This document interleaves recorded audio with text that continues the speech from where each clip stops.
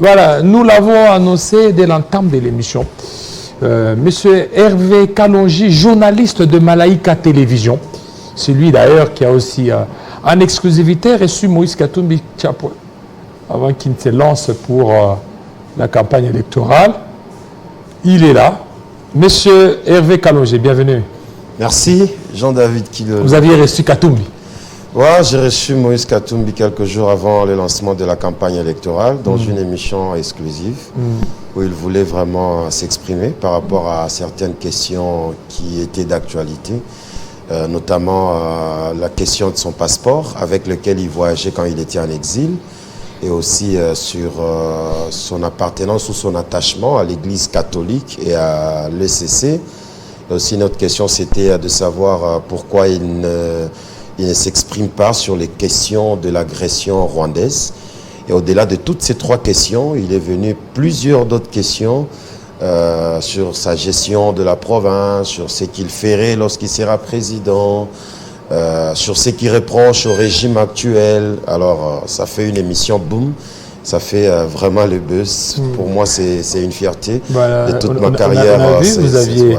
Est-ce que, mais parce que beaucoup de gens disent que Moïse a donné beaucoup de travail à l'équipe de montage de Malaika parce qu'on devait couper par rapport parce que et vous là quand vous l'avez interviewé c'était quoi hein? Non, bon, il y a des parties où il fallait enlever, vous savez. Vous avez enlevé certaines parties? Ouais, c'était une émission à chaud. Il y a des questions par moment qui n'étaient pas bien posées selon lui. Il y a des questions qui mettaient un peu mal à l'aise. Il y a aussi des réponses parce que c'était quand même la communication. C'est une personnalité politique. Il fallait vraiment bien suivre cette émission et essayer de la saucissonner pour donner un bon produit. Avec qui a saucissonné vous ou bien son équipe on a fait ensemble avec son équipe de communication. Et ça n'a pas été facile, hein? Pas vraiment. Pas vraiment. Alors, quand vous aviez réalisé cette émission, vous n'avez pas reçu de pression, peut-être du gouvernement ou des autorités? Non, pression, pas du gouvernement, bon, de quelques personnes, notamment, bon, je l'assume. Premièrement, d'abord, ceux-là de ma communauté, pour dire comment je pouvais permettre que Moïse nous qualifie des talibans. Bon, la réponse que moi je pouvais donner, c'est moi je suis journaliste. C'est pas moi qui ai mis les mots dans la bouche de Moïse Katumbi. Et bon, taliban pour moi c'était pas vraiment une insulte et voilà, je pouvais pas lui interdire, je pouvais pas le contredire en tant que journaliste. Moi j'étais là pour poser mes questions, je pouvais pas lui dire de ne pas qualifier une certaine catégorie de personnes de talibans. Lui-même sait comment il définit ces mots taliban. Alors ça créait un peu beaucoup de problèmes, j'étais beaucoup plus mal à l'aise. Et un peu plus tard, c'est quand cette histoire de passeport zambien, lorsqu'on a fait des recherches, il y a un truc qui était sur les réseaux sociaux comme ça. Et bon, une autre condamnation, c'était de dire que c'est à travers mon émission, parce que Moïse Katumbi avait sorti ses passeports, je touchais plus de 5 passeports. J'ai regardé, il y a des gens qui voulaient vérifier, c'était sous forme de pression. Est-ce que toi, tu n'as pas vu un passeport zambien? Est-ce que tu as vu des visas, ainsi de suite? Est-ce que on ne t'a pas caché? Est-ce que vous n'avez pas coupé? Est-ce que c'est monsieur? Vous comprenez? Alors, ça venait un peu de tous les deux camps, en fait. Il y a ceux-là qui disaient, ben voilà, cette partie, il fallait enlever. Regarde, ça peut noyer le président. Il est en pleine campagne, cette histoire de passeport sort, ainsi de suite. Il y a eu un peu beaucoup de pression. On va revenir. On revient dans quelques secondes. De ça, oui. Quelques secondes. On prend la dernière livraison de la Minute Info avec Tamboa Héritier. Il est là, je pense, bien portant. Ouais, aujourd'hui, une cravate un peu... rayée, hein? Voilà, rayée, un peu mauve, chemise blanche. Pantalon noir, veste noire, chaussettes noires. Bienvenue. Merci beaucoup Jean-David Kilolo. Bonjour mesdames, messieurs, place à l'actualité à présent.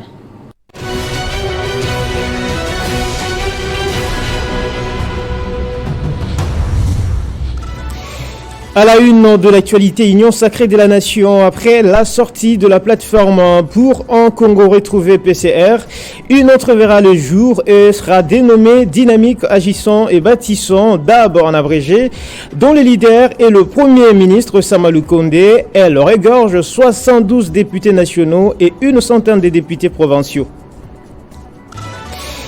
La famille de l'ancien ministre de Transport et Voies de Communication Chérubin Okende a saisi les procureurs de la République près le tribunal de grande instance de Kinshasa-Gombe en vue d'obtenir les conclusions de l'autopsie effectuée sur la dépouille de l'ex-porte-parole du parti de Moïse Katumbi. Dans une correspondance adressée au procureur de la République, la famille Okende s'est dit prête à conduire les listes disparues dans sa dernière demeure. En dehors de nos frontières présidentielles aux Comores, la Cour suprême a proclamé hier mercredi les résultats définitifs de la présidentielle du 14 janvier. Les scores des différents candidats ont évolué de manière significative, mais la réélection du président sortant Azali Assoumani dès le premier tour n'est pas remis en question. Ne quittez pas, restez avec nous mesdames, messieurs. L'actualité reste en continu sur www.tele50.cd. Retrouvez toute l'actualité en continu sur www.tele50.cd.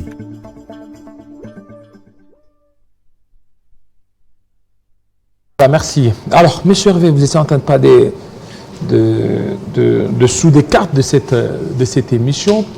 C'est quand vous aviez vu les passeports de Katumbi, il y avait aussi des passeports zambiens? Non. Il n'y en avait pas? Les 5 passeports étaient congolais. Des passeports congolais. Donc tout ça, alors, d'où était venue selon vous toute cette rumeur-là de passeports zambiens? Non, bon, depuis tous ces temps, ça s'est dit qu'il n'est pas congolais, il serait zambien. Lorsqu'il était en exil l'autre fois, il a ses activités en Zambie, il voyageait avec un passeport zambien.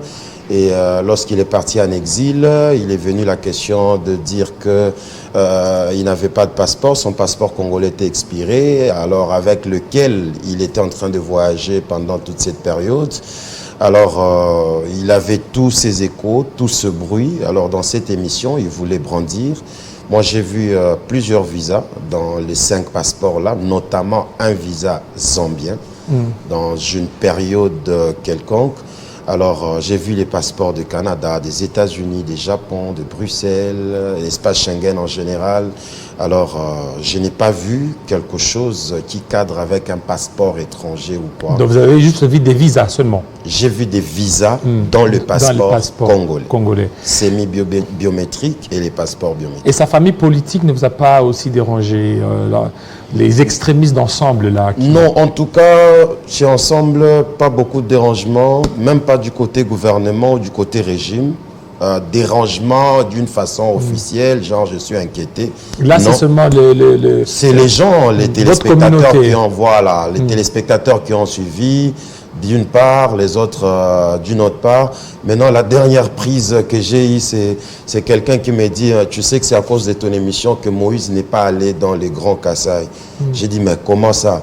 Mais tu sais que depuis qu'il a qualifié le Kassaïen de taliban, et voilà, ces derniers ne l'acceptaient plus. Ils ont fait une campagne pour dire de ne pas accepter Moïse dans cet espace.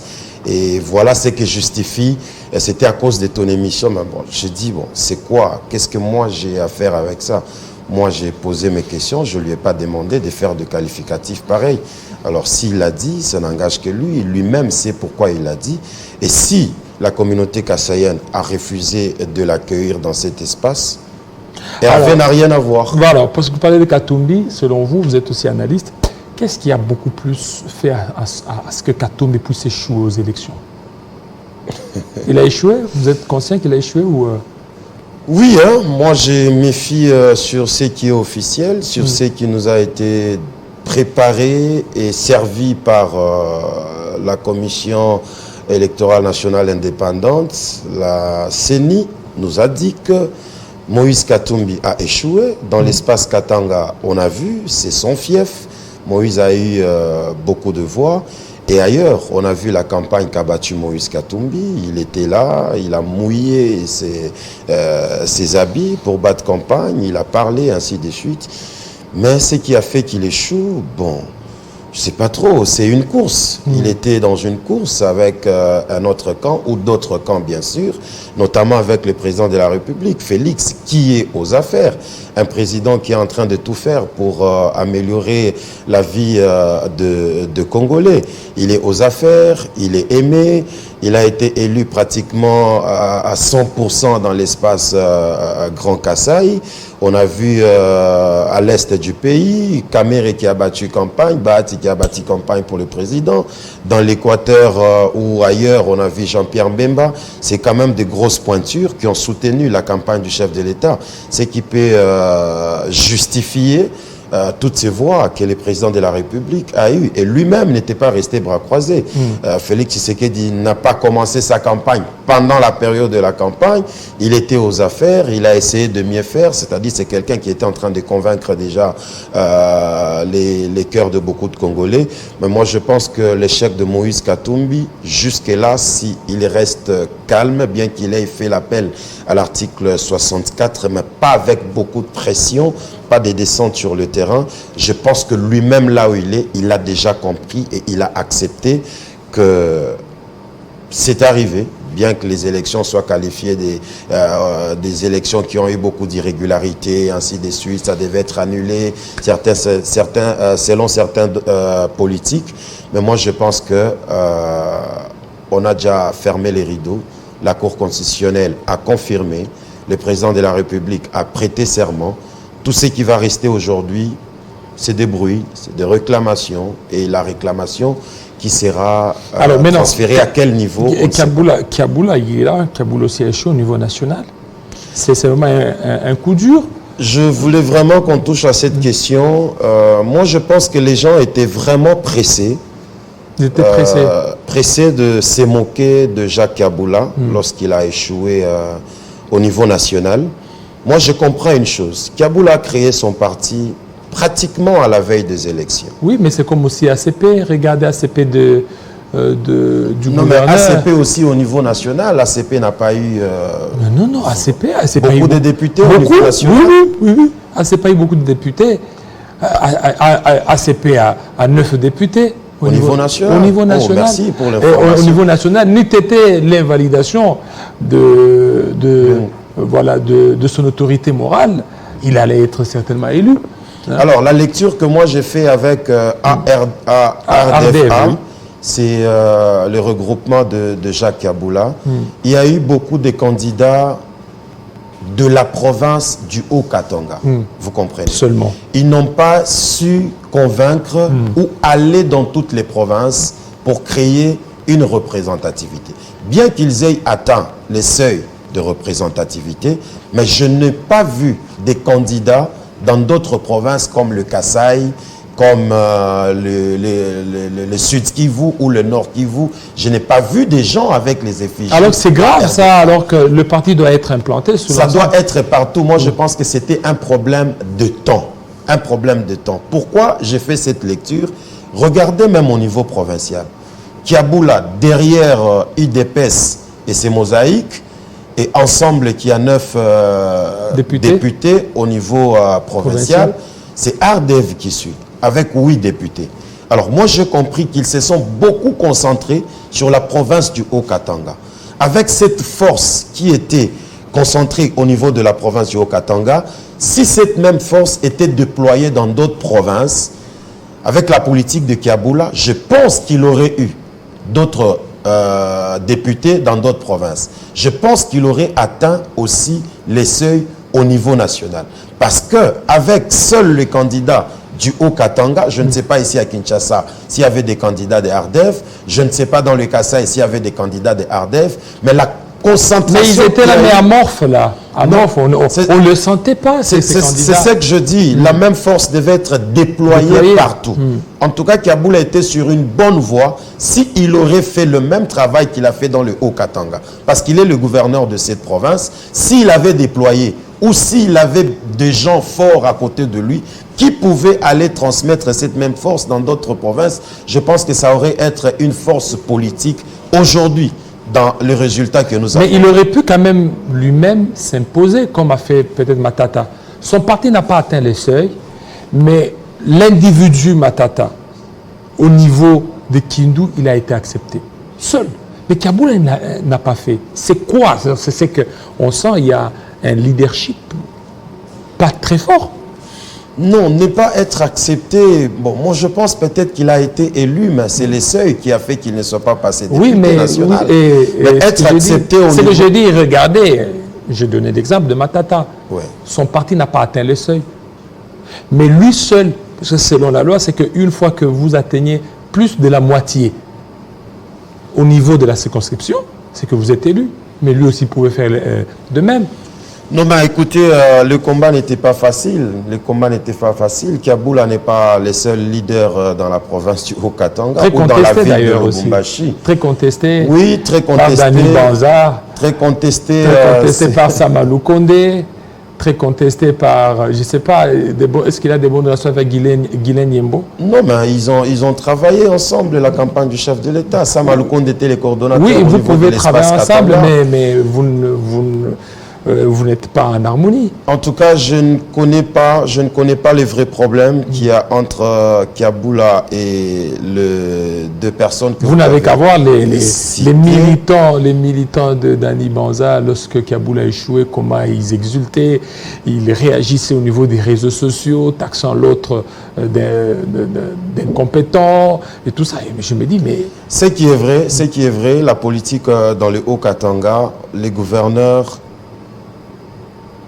a beaucoup de problèmes avec certaines têtes politiques, avec certains hommes politiques de la province. C'est quoi le problème? Notamment certains élus. On a vu toutes ces disputes sur les réseaux sociaux avec l'honorable Nanou Memba.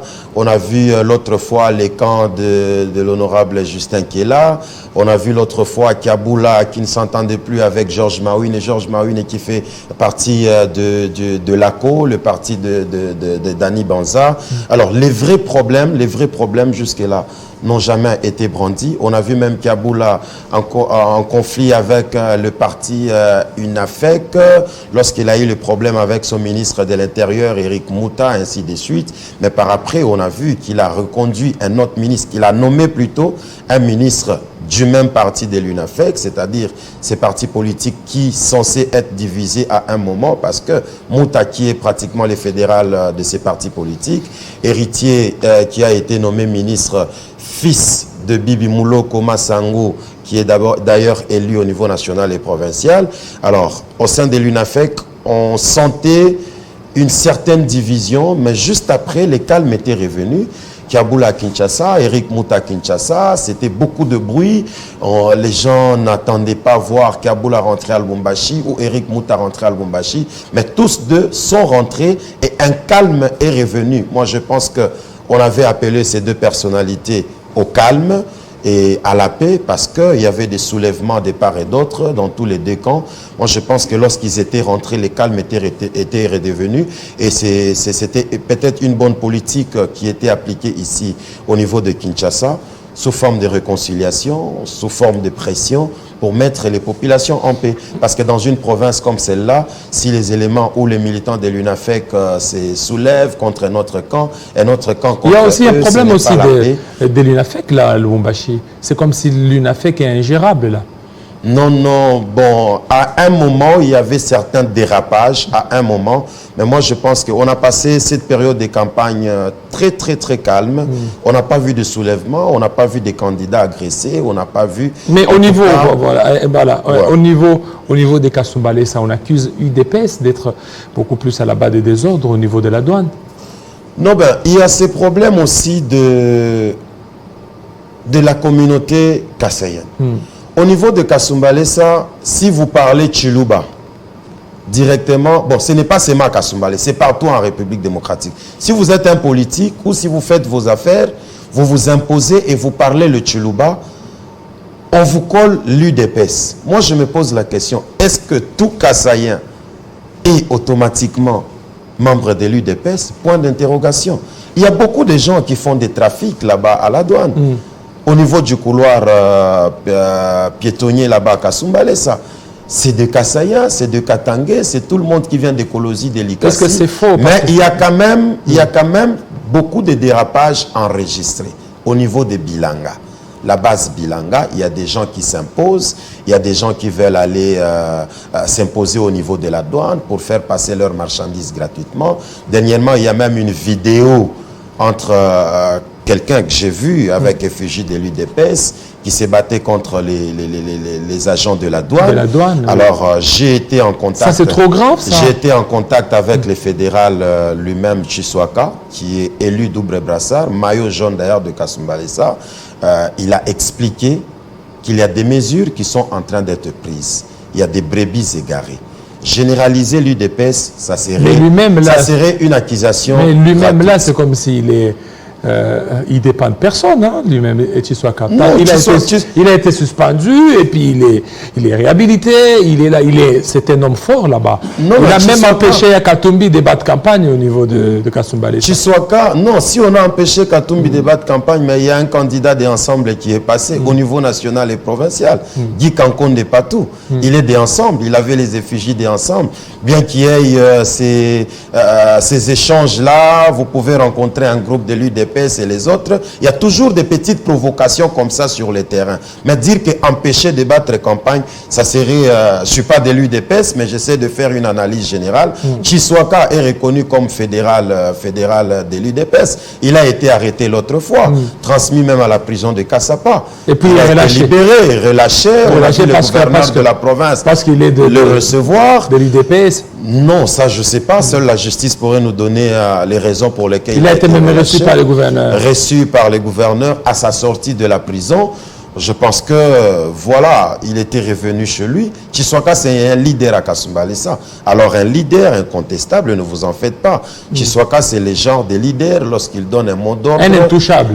Non, je ne dis pas intouchable. Très écouté et très aimé par les éléments de sa base. Tel qu'il est là, lorsque vous l'amenez des éléments ou bien des marchandises au niveau de la douane, ça passe au nom de Chiswaka. Parce que nous recevons ici des plaintes. Il y a les gens qui disent, lorsque vous amenez des marchandises au niveau de Kasumbalesa, au nom de Chiswaka, ces marchandises passent. Mais ça, c'est les douaniers, ce sont les douaniers qui doivent répondre à cette question. Oui, c'est-à-dire peut-être qu'ils le font par des mesures de grâce. Ils collaborent ensemble. Par mesures de grâce. Oui, parce qu'ils collaborent. Lui, Chiswaka aurait des accointances ou des liaisons avec... Je ne sais pas qu'est-ce qu'ils se sont dit pour que les douaniers arrivent à autoriser le passage gratuit des marchandises au nom de Chiswaka. Je ne sais pas ce qu'ils se sont dit, mais un douanier, c'est un fonctionnaire. C'est comme si un État dans un autre État. Non, eux-mêmes doivent répondre de leurs actes, je le répète encore. Heureusement, vous êtes là, vous êtes venu du Katanga. Ouais. Il y avait les douaniers de Kasumbalesa qui nous ont contactés. Il dit, si vous recevez des gens, il faut leur poser de telles questions. C'est que il y a des gens qui viennent avec des marchandises. Au nom de Chiswaka, ces marchandises passent. Et quel est ce douanier qui a refusé de faire passer la marchandise au nom de Chiswaka et ce douanier a été licencié ou suspendu? Mais ce sont ces douaniers qui viennent. Non, mais pourquoi ils ne refusent pas de passer ces marchandises? Pour voir la réaction d'après. Moi, je n'ai pas vu un seul douanier être lapidé parce qu'il a refusé de faire passer la marchandise. Ils disent qu'ils reçoivent des pressions. Ils reçoivent des pressions. De la part de qui? Ils ne veulent pas perdre leur travail. De la part de qui? Bon, on ne sait pas. Alors, de ce côté-là, il y a aussi une faiblesse du côté de la douane. Si le douanier fait passer une marchandise parce qu'il a une pression, lui qui est censé faire respecter la loi, il a une tarification douanière, il sait tout ce qu'il doit faire, mais il laisse passer une marchandise au nom de quelqu'un. C'est-à-dire, il y a des négociations qu'ils ont faites ensemble, il y a des choses qui se sont dites, et c'est pourquoi ils autorisent le passage de ces marchandises. Moi, Hervé, aujourd'hui, bien que j'ai fait 8 ans à Kasumbalesa, j'ai une partie de la population qui croit en moi. Je ne peux pas arriver à la douane dire, ma marchandise est là, si vous refusez, j'appelle mes fans, j'appelle ainsi de suite, ils viendront faire les désordres ici. Je ne pense pas que c'est de cette façon que les choses doivent se passer. Si Chiswaka doit s'imposer chez les agents de l'État, vous allez répondre à cette... Voilà, vous avez postulé, ça n'a pas été? Oui, j'ai postulé dans le parti ASBG, j'étais dans les regroupements AABG du directeur de cabinet du chef de l'État, Guilain Yembo. Ça n'a pas atteint l'essai? Non, au niveau national, ils ont atteint l'essai. On a eu un siège au niveau de Lubumbashi. Mais au niveau provincial, les seuils n'a pas. Moi, j'étais au niveau provincial. Donc c'était catastrophique. Oui, on n'a pas atteint les seuils. Donc le directeur de cabinet n'a pas d'ancrage. Non, mais écoutez, même au niveau national, il y a beaucoup de bruit. Vous avez vu les images. Les gens ont cassé les meubles du bureau ici.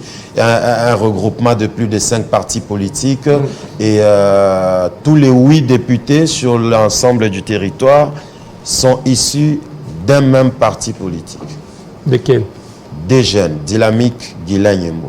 Allez-y comprendre. Plus de 5 partis politiques, mais vous avez 8 députés qui viennent d'un seul parti politique. Et cela, ça veut dire quoi? C'est qu'il y a une faiblesse? Oui, il y a beaucoup de candidats qui ont contesté ça, qui protestent jusqu'aujourd'hui. Il y a ceux-là qui sont... On a refusé à d'autres candidats les mandats d'aller à la Cour constitutionnelle. Alors tout ça peut s'expliquer qu'il y a eu une manipulation quelque part. On voulait placer les gens qu'on pouvait facilement contrôler. Et voilà, on a vu des gens au niveau national, au niveau de Lubumbashi, comme les candidats Mohamed Ilunga Mbidi, qui n'était pas le moindre. Il a les PV, il a été beaucoup élu d'ailleurs.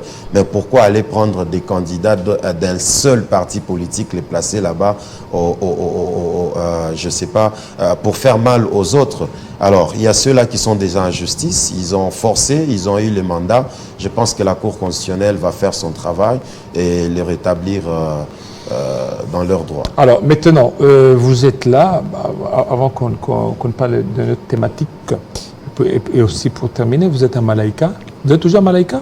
Oui, je suis journaliste de Malaika. Mais comment la Malaika, il y a des gens qui s'enrôlent aussi dans les M23? Les gens qui s'enrôlent, non. Qui vont au M23? Pas les gens, une seule personne qui était notre directeur général. Pendant ses vacances de fin d'année, généralement il prend ses vacances parce qu'il a sa famille en Europe. Nous, on savait qu'il est parti en vacances. Il ne nous a pas dit qu'il est parti dans une rébellion. Il n'a pas dit au revoir, même pas au patron lui-même. Nous, on savait qu'il est parti en vacances, voir sa famille. Et du coup, on est tombé sur cette vidéo, vous et moi, et les patrons, l'honorable Nazem Nazembe, que je salue, surpris aussi par cette même vidéo. C'est pourquoi vous avez vu un communiqué qui a été fait très vite, pour enlever dans les têtes des gens parce que c'était les appels qui venaient de partout. Moi, je pense que c'est un responsable. Il a pris la décision d'aller dans ces mouvements. Il s'assume. Voilà. Alors, au niveau de Lubumbashi, vous avez postulé à Kasumbalesa ou à Lubumbashi? Au niveau de Lubumbashi. Au niveau de Lubumbashi. Est-ce que vous avez été massivement voté? J'ai été voté. J'ai fait un grand travail. J'ai battu campagne. Selon les résultats de quelques bureaux de vote, quelques PV qu'on avait. Personnellement, je parle de moi, j'ai été voté, j'avais eu le voix. Bon, malheureusement, les seuils, je ne pouvais pas l'atteindre seul. Et on était nombreux. Ça n'a pas tenu. J'accepte. C'est une bonne expérience que j'ai acquise. C'est la première fois que j'ai la fait. Il y a aussi les Suzu. Il y a Suzu. Vital Suzu est tombé. Vital Suzu est tombé. Il y a plusieurs têtes qui ne sont pas passées. Notamment Eric Mouta qui avait postulé à Kipushi. Il y a aussi Justin Kela de Kipushi. Il y a Nanou Memba qui était l'autre fois député qui est tombé.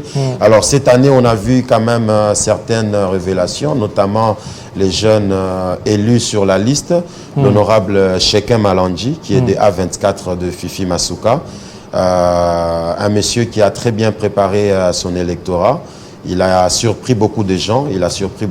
Sur cette liste.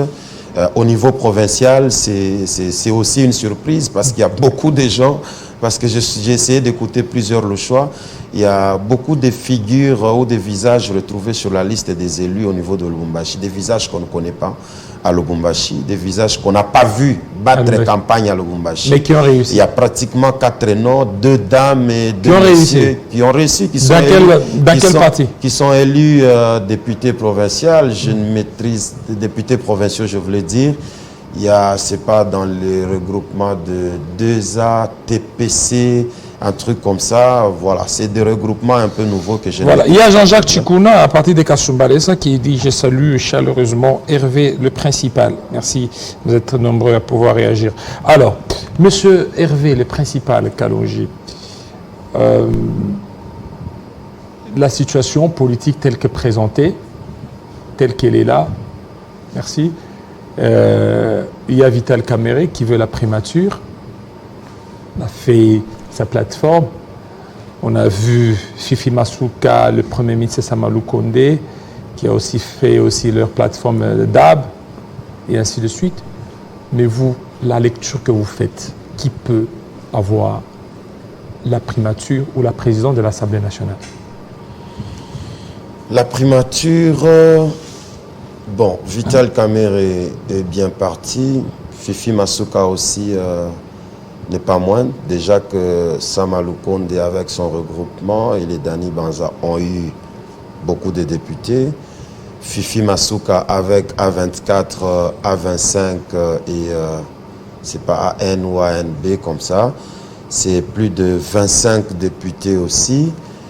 Bon, la primature, je pense que si tout, je ne sais pas, les calculs qui vont se présenter au niveau de l'Assemblée, moi je pense que Fifi Masuka et les Samalou Condé sont bien partis. D'ailleurs, lui-même, le président de la République, avait vanté Samalou Condé comme meilleur Premier ministre de tous les temps. Je pense que Samalou Condé, qui allait se rallier au regroupement ou à la famille politique de Fifi Masuka, qui n'est pas aussi moindre, cette dame, nous devons le reconnaître. Je pense que s'ils faisaient bien leurs calculs, leur démarche, ils pourront encore une fois avoir la primature. Mais bon, moi je ne sais pas, il y aura aussi cette question de la géopolitique. Est-ce qu'on va encore une fois accepter que la primature revienne dans le Katanga? C'est aussi la question qu'il faudra se poser. Moi je pense que le Parlement serait peut-être dirigé par quelqu'un de l'UDPS. Hein. Oui, c'est la lecture que j'ai. Oui, mais en fait, actuellement, par rapport à ce qui s'y passe, l'UDPS veut avoir la primature, veut avoir l'Assemblée nationale. Vous ne voyez pas que c'est un peu trop? Non, c'est de trop quand même. L'UDPS, bien que le président se soit présenté comme candidat indépendant, le président est de l'UDPS. Le Premier ministre vient de l'UDPS. Mais c'est leur mandat, ils disent que c'est leur mandat. Non, mais c'est pas pour rien qu'ils ont créé l'Union Sacrée. Oui. L'UDPS ne marche pas seul. Oui, parce que l'UDPS a des alliés. L'UDPS et ses mosaïques. Ouais. L'UDPS et ses mosaïques, ils peuvent certainement atteindre plus de 250. Non, mais aujourd'hui, ils ne peuvent pas tourner les dos à des familles politiques comme AFDCA. Baït Lukwebo est venu en appui à l'UDPS, oui. Il y a des gens qui sont venus. Alors vous ne pouvez pas dire les mosaïques que vous avez créées au mois d'octobre deviennent plus fortes que FIDEC de Masuka, deviennent plus fortes que INC de Kamerhe ou AFDC de Bahati. Alors ça serait peut-être créer de frustration au sein de beaucoup de personnes qui pourront peut-être crier à la déception. Moi je pense que les calculs doivent bien se faire au sein de cette union sacrée pour que tout le monde retrouve sa part pour l'intérêt des Congolais. Il commence à se disputer le pain aujourd'hui. Les Congolais n'ont pas encore trouvé sa part. Moi, je pense qu'ils devront parler un bon et même langage. La présidence est là déjà avec quelqu'un de l'UDPS. La primature, on doit donner à un poids qui soutient l'UDPS. Le Parlement, l'UDPS peut encore récupérer. Peut-être la vice-présidence du Parlement, donner encore à un autre poids et regarder du côté vice-primature et les ministères d'État, donner aux alliés qui ont apporté la force. Parce que vous vous rappelez bien, il y a eu le moment où le président de la République a connu beaucoup de difficultés, où le régime a connu beaucoup de difficultés avec cette histoire de FCC.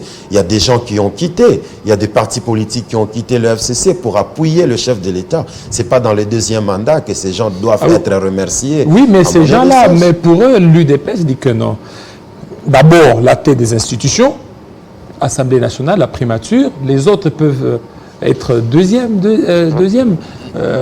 peut-être vice-premier ministre, vice... Non, déjà, vous avez la présidence. Le top, le chef lui-même, c'est l'UDPS. On doit se contenter d'abord. Lui, c'est lui qui contrôle tout le monde. Il contrôle le Premier ministre, bien qu'il ne peut pas contrôler l'Assemblée, mais c'est lui le président de la République. Comprenez, on doit se contenter d'abord de ça. C'est le bruit que j'entends aussi dans le couloir. L'UDPS veut prendre les provinces, comme c'était avec le PPRD à l'époque. Bon, c'est pas une mauvaise politique. Les gens doivent accompagner la vision du chef de l'État. Mais je crois que les gens qui sont au sein de l'Union sacrée comprennent la vision du chef de l'État et doivent l'accompagner. C'est comme dans les Hauts-Katanga. Ça s'est dit, c'est pas encore officiel, ça s'est dit. Qui a le nouveau maire de la ville, Martin Kazembe Choule, qui serait proposé candidat à gouverneur de la province. En tout cas, si tout dépendait de moi, je dirais que c'est un très mauvais choix. Si M. Augustin Kabouya est en train de nous suivre, je pense qu'il ne peut pas appuyer ça parce qu'on l'a essayé à la mairie de la ville. Venez visiter Lubumbashi, ça fait longtemps que vous êtes venu là-bas. Très longtemps. Ça ne vous donne pas, très bientôt. ça ne vous donne pas les goûts de circuler à Lubumbashi. C'est les immondices partout, c'est les caniveaux bouchés, au centre-ville, c'est les embouteillages, les stationnements partout. Lubumbashi, le centre commercial de Lubumbashi ne donne plus son éclat. Le maire de la ville avec son adjoint qui ont lamentablement échoué pendant ces mois de seille. C'était quelque chose peut-être d'essai qu'on avait donné à Martin Kazembe pour qu'il soit proposé plus tard candidat gouverneur de province, mais qu'il soit à la tête juste pour une ville de Lubumbashi. Il n'a pas réussi à faire le bon travail. Que fera-t-il pour la province du Haut-Katanga? Cette province que nous classons derrière la capitale Kinshasa doit quand même refléter une bonne image dans ce pays. Nous cherchons un gouverneur dans cette province, un gouverneur d'abord qui va lutter pour l'unité et la cohésion. Et lui là, qu'est-ce qu'il fait? Non, mais je vous ai donné d'abord un petit exemple. Non, il n'arrive pas. Et lui et ses bourgmestres. Lubumbashi, c'est très sale. Lubumbashi. Notre rédaction est remplie des éléments de proximité, d'insalubrité dans la ville de Lubumbashi. La criminalité urbaine. Les gens indexent le gouverneur de la province parce qu'il est là. Mais le maire de la ville doit aussi s'impliquer dans cette histoire. Le maire de... Un dernier mot, c'est je félicite le président de la République pour sa réélection.